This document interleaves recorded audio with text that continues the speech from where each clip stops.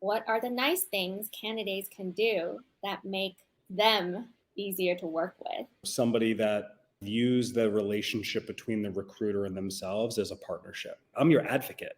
I'm trying to get you through that process. I'm taking the conversation that you and I had in the very beginning and the connection that we made. And now I'm going to that hiring partner and I'm representing you to land you the interview. If I'm preparing you for the interview so you can do well and go in there and feel confident, I set you up for success because my goal is if this is a job that you want, I want to help you get that job. And I'm going to provide that level of service that's a partnership. I want to make sure that the compensation does align with what that particular job is looking to pay. What happens if we just don't want to share because we don't want to get lowballed? I think a lot of that is a misconception. That's not how it works. And frankly, if you were to share what other offers were being made to you by other companies, it's in your best interest to actually share that information with the recruiter because that's what the recruiter will go to compensation with. And that gives us leverage with getting you ultimately what you want from the company. If I just go in there and say, this is what I want because Nancy said that this is what she wants, compensation is going to balk that. They're always saying, is this candidate making more money now in the role? And that's what we use